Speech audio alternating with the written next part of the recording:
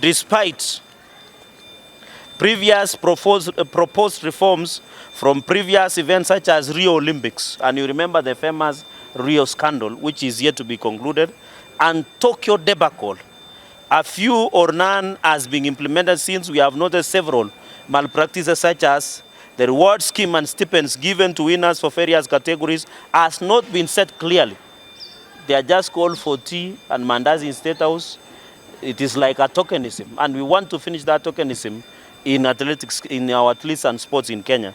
The payment of allowance to government officials being paid and other delegations, and I'm sorry to say this, some of your colleagues were paid higher allowances and ministry officials higher allowances than the athletes.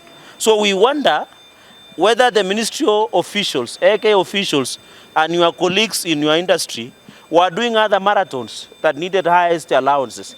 And I suspect so.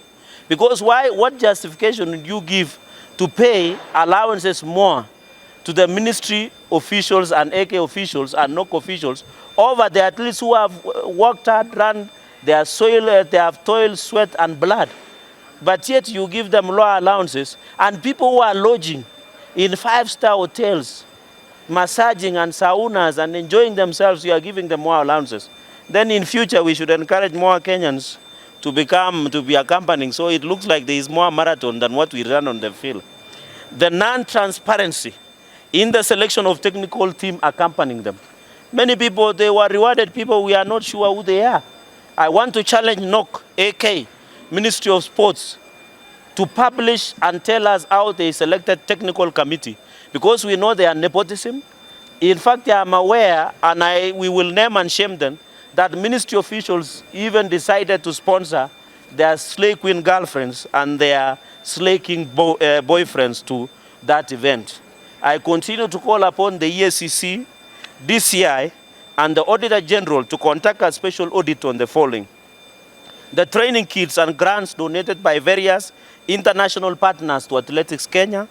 Number 2, the contract between sports, Ministry of Sports following the organization to be made public. That is Athletics Kenya, Ministry of Sports, and the Nike and other sponsors that give a lot of millions. Number 3, on Athletics Kenya and Nike, Athletics Kenya and National Olympics Committee. Under Section Article 34 and 35 of the Constitution, you have right to information as a citizen. Up to now, the contract between Ministry of Sports, Athletics Kenya, Nike, and National Olympic Organization Committee of Kenya, the contract is in secrecy. And that is where millions and millions of donors and funds from the ministry has been lost.